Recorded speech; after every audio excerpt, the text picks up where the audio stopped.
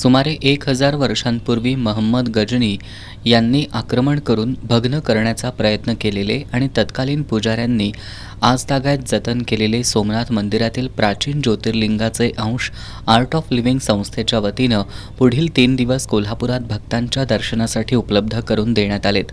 सोमनाथ मंदिरातील पुजाऱ्यांनी तब्बल 1000 वर्ष जतन केलेले ज्योतिर्लिंगाचे अंश 1924 साली कांची शंकराचार्य यांना दाखवून मार्गदर्शन घेतलं होतं।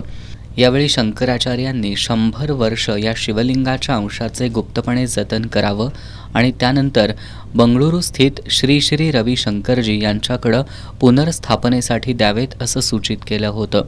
त्यानुसार 2025च्या महाशिवरात्रीला रविशंकरजी यांच्या मार्गदर्शनाखाली या शिवलिंग अंशावर बंगळुरू इथल्या आश्रमात रुद्राभिषेक करून पुनर्स्थापनेसाठी समस्त लोकांना दर्शनासाठी भारतभर उपलब्ध करून देण्यात आलेत। याचाच एक भाग म्हणून सोमवारी सायंकाळी या शिवलिंगाचा अंश कोल्हापुरात आणण्यात आलाय। सोमवारी सायंकाळी बालाजी गार्डन इथं श्री श्री रविशंकरजी यांचे परमशिष्य आंतरराष्ट्रीय ख्यातीचे ज्येष्ठ प्रशिक्षक दर्शक हाथीजी यांच्या उपस्थितीत षोडशोपचार अभिषेक करण्यात आला। पुढील 3 दिवस कोल्हापुरातील भाविकांसाठी हे शिवलिंग अंश उपलब्ध करून देण्यात आलेत अशी माहिती हाथीजी यांनी दिली।